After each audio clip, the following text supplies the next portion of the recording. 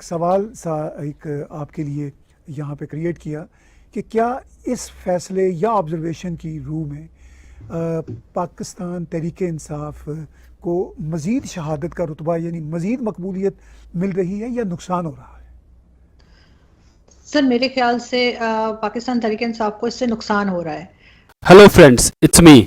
दोस्तों चलिए यहाँ पर देखते हैं एक heavy discussion over Pakistani economy and political unrest. यहाँ पर ताहिर गोरा साहब, आरजू काजमी एंड साजिद तरार साहब एक चर्चा कर रहे हैं जिसका टॉपिक है पाकिस्तानी अनरेस्ट एंड इकोनॉमी। दोस्तों पाकिस्तान में एक political as well as economic unrest चल रहा है।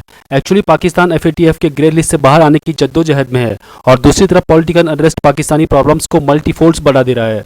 यह प्रिडिक्शन किया जा रहा है कि पाकिस्तानी इकोनॉमिकली डिफॉल्ट हो जाएगा, बट अदर साइड से यह भी डिस्कस किया जा रहा है कि अगर पाकिस्तान कुछ सॉलिड स्टेप्स ले लेता है जैसा कि IMF ने सजेस्ट किया है तो शायद कुछ स्टेबिलिटी आ सकती है। कहा इनकर से कि एक साहब का नाम लेके कि आरिफ नकवी, आपने सुना होगा कि उनके लिए कहा जा रहा था कि उन्होंने इमरान खान के लिए काफ़ी पैसे जो हैं वो दिए हैं और लेकर आए हैं। तो खान साहब ने कहा कि अगर थोड़ी सी मनी लॉन्ड्रिंग कर ली तो क्या बात हो गई, उसमें इतना क्या इशू है। तो इस किस्म की बातें इमरान खान कर रहे हैं। उनकी पार्टी के लोग, फवाद चौधरी साहब का कहना है कि जी जल्दबाजी में फैसला हुआ है। तो इलेक्शन कमीशन ने कहा है कि जी 8 साल के बाद अगर फैसला आए तो उसको जल्दबाजी में नहीं कहा जा सकता फैसले को। इसके साथ साथ ये भी हो रहा है कि ये भी बात की जा रही है कि इलेक्शन कमीशन में ही जो काम पहले करते रहे हैं कंवल दिलशाद, उनका कहना है कि इससे इमरान खान की पार्टी पे जो है मुस्तकिल तौर पर कोई पाबंदी लगाई जा सकती है। इनके जितने मेंबर्स हैं वो डिस्क्वालीफाई हो सकते हैं और पार्टी का जो लोगो है PTI का वो भी इनसे लिया जा सकता है। सिचुएशन इस वक्त काफ़ी ख़राब है। गवर्नमेंट भी अभी इस बात पे गौर कर रही है कि इनके नाम ACL में डाल दिए जाएं। फैसल वावडा की आज एक वीडियो बड़ी वायरल है सोशल मीडिया पे, जिसमें वो अमेरिका में घूमते फिरते नजर आ रहे हैं और सभी जानते हैं कि फैसल वावडा किस हद तक इमरान खान का साथ देते रहे और ऐसे ही एक एक करके इमरान खान के साथी जो हैं वो हमें यहाँ से जाते हुए या भागते हुए नजर आ रहे हैं। लेकिन जैसा कि कहा जाता है कि इमरान खान को एस्टैब्लिशमेंट काफ़ी सपोर्ट कर रही है, तो हो सकता है कि एक ग्रुप यानी सपोर्ट कर रहा है कि कोई तरीका निकाल लिया जाए दोबारा से खान साहब को बचाने का। लेकिन फिलहाल जो मेजॉरिटी यहाँ पर है उसका यही कहना है कि अभी इमरान खान को फिलहाल दीवार के साथ लगाया जाएगा और उन्हें कुछ साल के बाद लाया जाएगा। और जिस वक्त सर ये 2018 में इमरान खान की गवर्नमेंट आई थी, उस वक्त ये भी कहा जा रहा था कि इमरान खान को 4 साल के लिए लाया जा रहा है और उसके बाद इन्हें हटा देंगे। ये बात उस वक्त से चल रही थी। लेकिन साथ साथ ये भी कहा जा रहा था, जब फॉरेन फंडिंग केस की बात की जाती थी जो कि 2014 से चल रहा है, तब भी यही कहा गया था कि इस केस को रखा उस वक्त के लिए गया है कि जिस वक्त वाकई में इमरान खान को हटाना होगा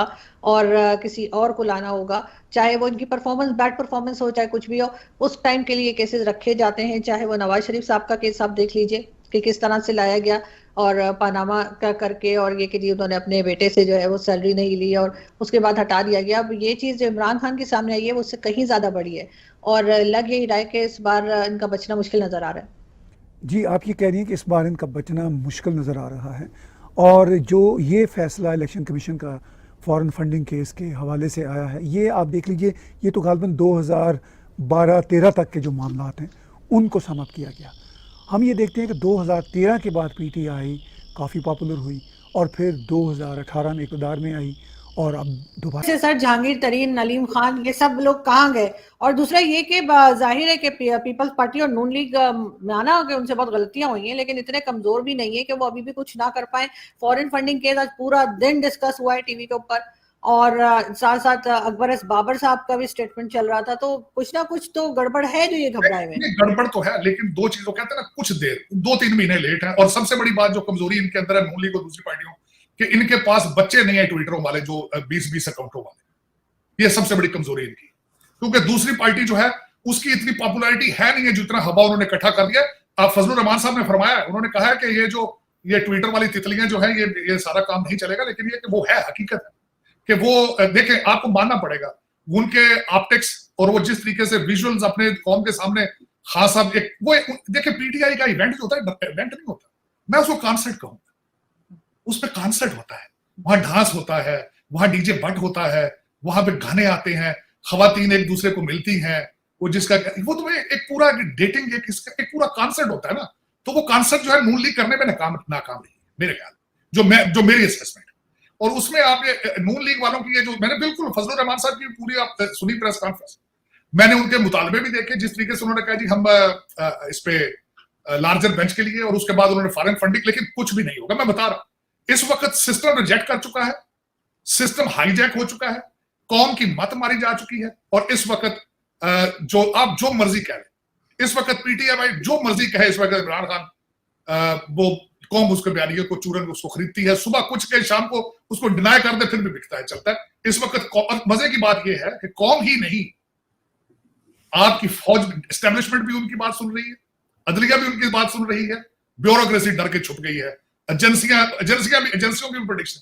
इस वक्त सर्कमस्टांसेस जो है वो बड़े खतरनाक नजर आ रहे हैं। लेकिन जो मेरे लिए लम्हा फिक्रिया वॉशिंगटन डीसी में ये है कि आपका डॉलर आज 250 का हुआ है, अफगानी करेंसी 255 की है, तो आपकी डायरेक्शन जो है बिल्कुल अफगानिस्तान वाली साइड पे जा रही है। लेकिन दुख के साथ कि कौम बिल्कुल, कौम की डायरेक्शन कौम को पसंद है। वो कहते हैं दिन को हम तस्बीहां पढ़ेंगे, अमल बिन मारूफ करेंगे, शाम को पार्टी करेंगे। तो ये मुझे ये खतरा है कि दो चीजें, पेट्रोल और मेडिसिन, इसका क्या करेगा? क्योंकि आपने रुपयों में खरीदनी, आपने डॉलरों में नहीं खरीदनी। आप भारत नहीं है, भारत ने इस वक्त रशिया और चाइना के साथ रुपयों में डीलिंग शुरू कर दी है, लेकिन आपने डॉलरों से लेनी है। आपने जो पाबंदियां लग्जरी गुड्स पे लगाई थी मई में, कल आपने वो भी उठा ली। आपकी कौम 2 महीने नहीं निकाल सकी फॉरेन आइसक्रीम, चॉकलेट और जूसेस के बगैर, और लग्जरी बैग्स के बगैर, और मेकअप के बगैर। ये आपकी प्रायोरिटीज है। आपको ये नहीं पता बलूचिस्तान में क्या हो रहा है। इसमें बलूचिस्तान में इतना तूफान आया है, इतना सैलाब आया है कि कच्चे घरों के छत उड़ गए हैं। आप 1 मिनट के लिए सोचें, जिसके पास 10 बकरियां थी, 7 मर गई हैं, तो वो किस तरह गुजारा करेगा? आप बैठे हैं यहाँ पे इस्लामाबाद, लाहौर, कराची में वी एटर लेके, आप वी एटर्स क्लब के साथ हैं। आपके घरों में रुपए, आपके घरों में डॉलर और पाउंड करप्शन के आपने तह लगा के रखी है। आप इसे यहाँ पर साजिद दरार साहब बता रहे हैं कि जहाँ एक तरफ पाकिस्तान की high society imported luxury items purchase कर रही है, वहीं दूसरी तरफ common man economy fall down की मार झेल रहा है। एनालिस्ट बता रहे हैं कि बलूचिस्तान में बहुत ही भयंकर तूफान आया है और पाकिस्तान की एलीट क्लास डॉलर के ऊपर सो रही है।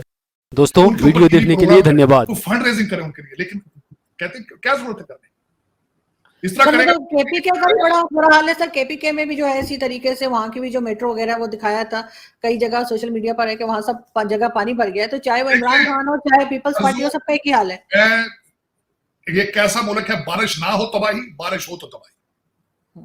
तो फिर क्या उसका, ये देखें अफसोस के साथ है, 2 चीजें जो हम बात आज जिस पे करना चाह रहे थे, बाजवा साहब की कॉल वो भी फाइनेंशियल रिलेटेड है, और फाइनेंशियल टाइम्स की हर चीज भी फाइनेंशियल करप्शन के साथ रिलेटेड। तो मैं तो हमेशा कहता हूं, आप हर चीज से बच पाएंगे, करप्शन से नहीं बच पाएंगे। अब आपके ये बोन मैरो में घुस चुकी है करप्शन, नेशनलिज्म नहीं है, और सिर्फ एक ही पॉलिसी है, लूटो और दुबई भाग जाओ या लंदन भाग जाओ। तो उसके साथ आप चलते रहें। आपका कैपिटल भी लंदन है, सारे आपके रूलर वहीं से आते हैं, वहीं से जाते हैं, वहीं से डिक्टेशन लेते हैं, आपकी मीटिंगें भी वही होती हैं, आपका हाइब्रिड सिस्टम भी वहीं क्रिएट किया गया था। ये इमरान खान को तैयार करने के लिए मीटिंग्स भी लंदन में हुई थी। तो फिर आप ठीक है, लंदन में मैं तो बड़ी मिन्नतें कर चुका हूँ इस कौम की कि ये जान छुड़ा लो अपने फॉरेन रूलर्स से, लेकिन ये फॉरेन रूलर्स आपको तबाह करके जाएंगे। मेरी इंफॉर्मेशन जो आज की लेटेस्ट जो मेरी स्टडी बता रही है कि आपके पास 2530 दिन की परचेज करने की आपकी पावर है। इस वक्त आपके फॉरेन एसेट्स जो है 9 बिलियन के करीब आ चुके हैं, और जो आपके चैंपियन है, जो 2 भाई दोनों पार्टियों को उन्होंने हाईजैक कर रखा है, उनमें से एक का नाम असद उमर है। उसने भी ये कहा है कि जो चाइना से पैसे आए थे 1 हफ्ते में खत्म हो गए। हालांकि खुद इकोनॉमिक आपकी फ्लेवर सारी रही है हर चीज की, लेकिन आज आप फाइनेंसिंग पॉलिसी के चैंपियन बन चुके हैं। लेकिन किसी को कोई परवाह नहीं है, क्योंकि आरजू किसी जलसे में आज तक किसी ने कोई road map, economic road map नहीं रखा, किसी ने असलियत नहीं बताई। डॉलर 250 का आज हुआ, एलसीज नहीं खुल रही आपकी, फॉरेन परचेजिंग आपकी नहीं खुल रही, हो नहीं रही बिल्कुल। लेकिन इसके ऊपर किसी ने अभी तक कोई स्टेटमेंट ना दी, ना खान साहब ने दी है, ना किसी दूसरी पार्टी।